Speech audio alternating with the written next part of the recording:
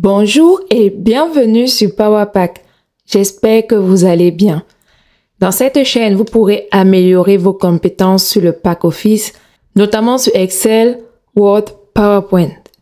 Que vous soyez débutant, intermédiaire ou expert, cette chaîne est faite pour vous.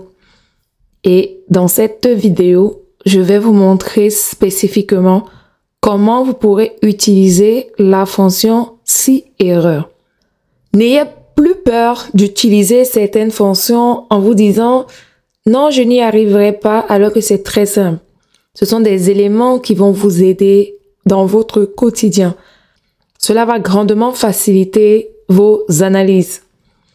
La fonction si erreur est généralement associée à la fonction recherche V. En associant la fonction si erreur avec la fonction recherche V, on vient ainsi transformer l'erreur qui est souvent sous forme de dièse n/a en une valeur définie. Je vais vous montrer tout ça. Pour commencer, on va déjà ici commencer par faire la fonction recherche V. Donc, je vais lui dire que j'aimerais rechercher ça et de m'afficher ici les quantités exactes. Donc, pour l'instant, là, j'ai toutes les données parce que toutes les valeurs recherchées existent dans le tableau matrice où on va chercher. Maintenant, si je fais une modification, par exemple, ici, je vais mettre Luxembourg. Qu'est-ce que je retrouve? Je retrouve NA. Ça veut dire que je n'ai pas trouvé dans le tableau matrice ici de recherche la ville Luxembourg. Pour éviter d'avoir des erreurs, tout ce que je peux faire, c'est venir ici, dans la formule, et lui dire si erreur, ça veut dire que si je ne trouve pas, en fait, ma valeur recherchée, donc je fais la recherche, on va supposer que ici, recherche V, I6 et blablabla, c'est la valeur. N'oubliez pas, je vous ai dit que Excel est très intelligent.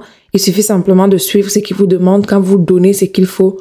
Généralement, ça fonctionne très bien. Point virgule, quelle est la valeur si erreur? La valeur si erreur, je pourrais mettre 0. Mais si je mets 0, sachant que j'appelle les quantités, on va croire que Luxembourg existait et que ça avait une quantité 0. Tout simplement, j'ouvre un guillemet et je peux écrire n'existe pas. Je ferme la parenthèse pour ma fonction si erreur et je fais entrer. Et ça, je peux tirer, non, pas déplacer, vers le haut et vers le bas. Ce qui fait que lorsque je viens ici changer, je mets une autre valeur qui n'existe pas dans le tableau. Ah, Reims existe dans le tableau. Qu'est-ce que je peux mettre autre? On va dire Togo, c'est un pays, voilà. N'existe pas.